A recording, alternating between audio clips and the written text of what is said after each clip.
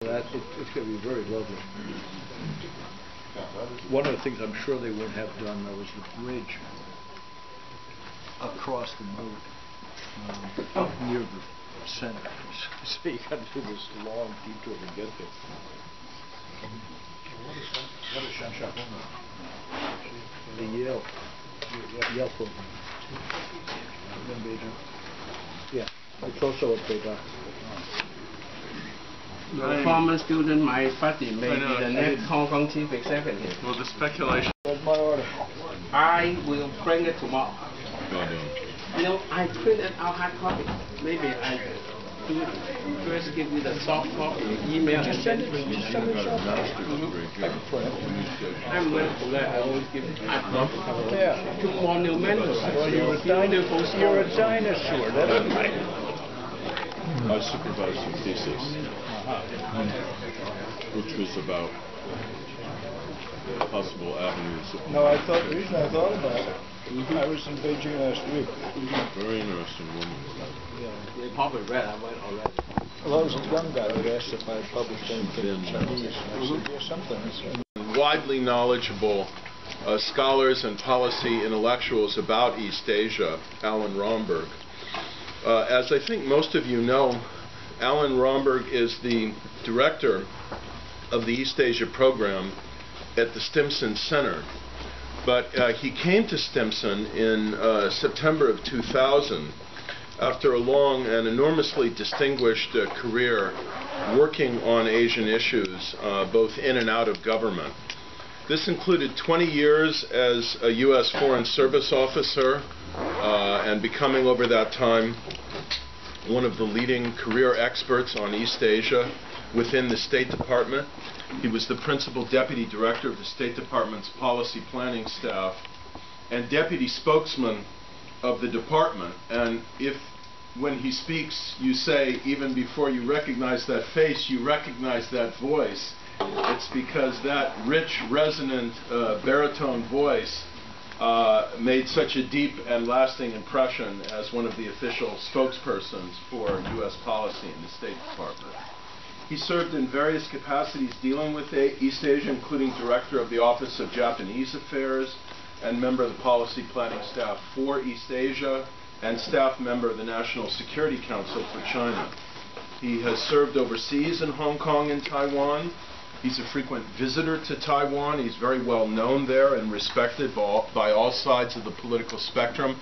Not an easy thing to do in Taiwan if you're familiar with the situation there, which I think many of you are. And he's managed to avoid some of the pitfalls that have ensnared, let's say, some of our other colleagues who have moved from official policy roles back to engaging Taiwan in a private capacity. Before joining the State Department, Alan spent almost 10 years as the C.V. Starr Senior Fellow for Asian Studies at the Council on Foreign Relations. He was a Special Assistant to the Secretary of the Navy. He's an alumnus of Princeton University, where he got his B.A. from the Woodrow Wilson School of Public and International Affairs. He got his M.A. from Harvard. We don't hold that against you. Alan, we're always delighted to be able to welcome you here, and of course today he's going to talk about a topic that could not be more timely in the wake of Taiwan's historic presidential election. His title is The Taiwan Presidential Election, Implications for Cross-Strait Relations in U.S. Policy. Thank you, Alan.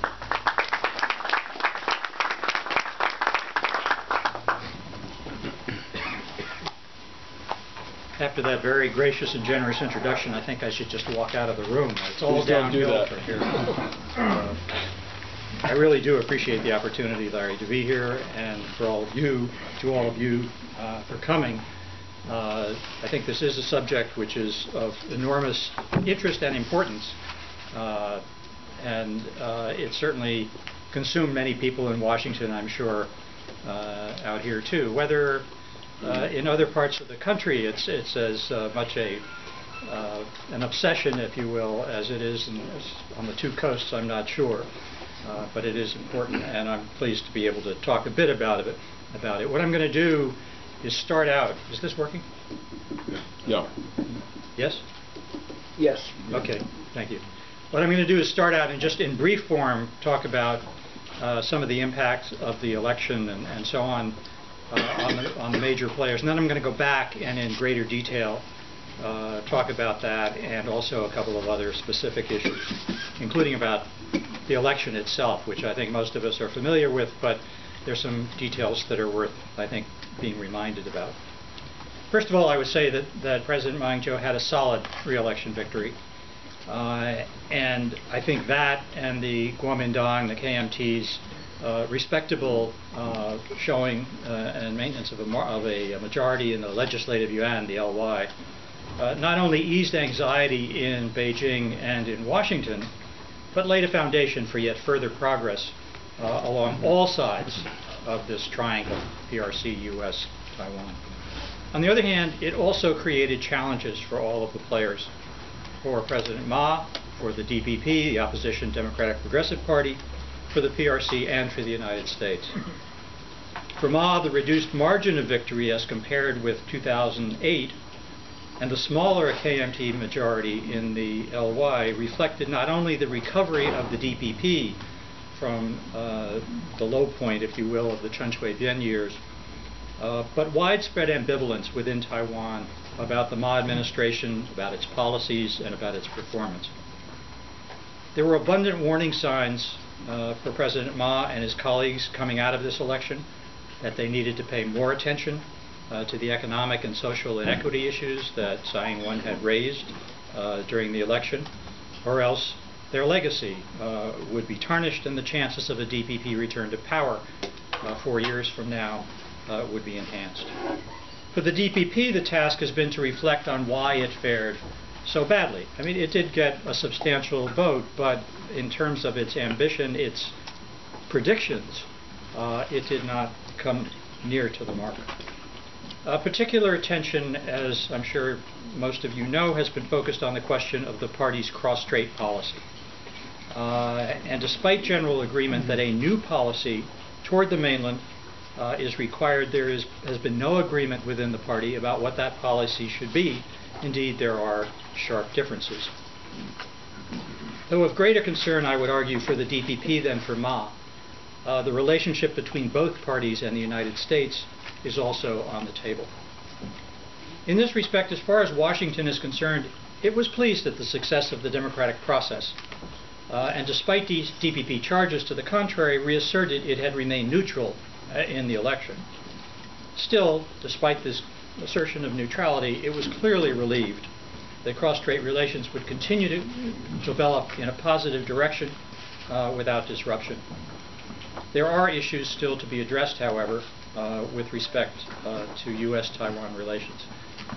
I detect evidence of some discontent in Washington, to be frank, over the level of consultation, especially on the question of cross-Strait relations.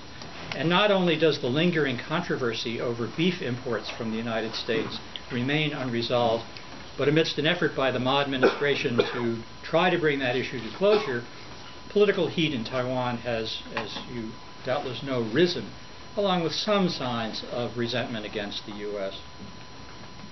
For its part, Beijing was obviously gratified by the election results and reaffirmed earlier indications of its intentions to enrich the cross-Strait economic, cultural, educational exchange relationship. Moreover, contrary to the prognostication among some China watchers, at least in the U.S., the PRC has been careful to avoid any suggestion that it intends to press for political and security progress at this point, even as it has made clear that it wants to continue to work to establish a foundation of political trust that would form the basis of eventually addressing such issues in the future. Nearer-term issues of international space, however, continue to fester, and questions remain about whether efforts can or even should be made to negotiate a peace accord, and if so, on what terms. Okay, so this is the basic outline of how I look at things and how they've shaken out in the wake of the election. And in a moment, I'd like to fill those out a bit with particular emphasis on cross-Strait relations and how each player approaches those in the future. Let me say, as I said, though, before, just a word about the election. Although the basic facts are known, I'm sure to this audience it's worth reminding ourselves of what happened, because that's the foundation for our discussion. Somewhat over 74% of eligible voters in Taiwan went to the polls.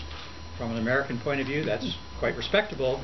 But for Taiwan, it's two points lower than the last presidential election, 4 points lower than the one before that, and all the way back. There you can draw a steady downward slope. As I said, in the presidential election, voters handed Ma Ying-jeou a solid victory that exceeded the expectations of most polls that had been taken up until they were no longer allowed, except, I must say, by the Kuomintang itself, who apparently were able to do some sophisticated analysis and were apparently quite accurate. Ma and his running mate, then Premier Wu Dunyi, captured a total of almost 6.9 million votes, or 51.6% of the total, while some 6.1 million votes, or 45.6%, went to Tsai and her running mate Su Jia-chai. The People First Party, the PFP candidate James Song, did worse than most people had expected, pulling in less than 3% of the vote, or 370,000, under 370,000. Ironically, regarding Song, despite the predictions that he was going to draw a substantial number of votes away from Ma, it may be, in fact, that expectations of a very close race induced many Song supporters to engage in what's called either strategic voting or dump and save, that is, abandoning Song and casting votes for Ma because their fear of a Tsai victory was greater than their desire to make a point by supporting the PFP or by sitting at home. Still, while I think that phenomenon did contribute to Ma's 800,000 vote margin of victory, substantially higher, as I say, than the 400,000 to 500,000 that most opinion polls had projected, his impressive margin seemed due primarily to other factors. Results in the election for the LY, the legislature, if viewed not only in terms of specific parties, the KMT and the DPP, but more broadly the Pan-Blue, the more conservative forces versus the Pan-Green, the more progressive forces, as they would describe themselves in each case. They turned out pretty much along the same lines as the presidential polling. The Pan-Blue got 51.48% of the vote, Ma 51.6, a tenth of a percentage point difference. The Pan-Green in the LY election got 43.56% of the vote. Tsai got 45.6, about 2% difference. So it would appear the two camps won pretty much their traditional shares of votes in both elections, despite the highly contested nature of the campaign. It's also worth noting, I think, that the DPP fared far worse in the northern and central sections of Taiwan than it aimed for, or, based on its own internal polls, had expected to achieve. And despite particular attention to winning over women and younger voters, it also lost among both men and women, and in every age category, as measured by 10-year cohorts, 20 to 29, 30 to 39, etc. Probably the most important factor in all of this was reluctance of the voters to opt for change when things seemed to be going rather well. They may have been critical of some aspects of Ma's domestic policies or performance, or perhaps a bit uneasy about the future of cross-Strait relations. But on the whole, there seemed to be little reason to change horses at this juncture. Tsai's arguments about social and economic inequality, while generally viewed as having merit, were apparently not sufficiently weighty to dislodge voters who wanted to not rock the boat. Moreover, not only the benefits brought by Ma's cross-Strait policies, but also nervousness about how Tsai would manage cross-Strait relations seems to have offset the DPP's argument that re-electing Ma was dangerous and amounted to starting down the slippery slope to unification. Also of interest to me particularly was the fact that support offered to Ma by prominent corporate CEOs toward the end of the campaign and their specific endorsement of the 1992 consensus, which I'll talk about in just a minute, seemed to have played a real role in voter sentiment, to the point that it was even highlighted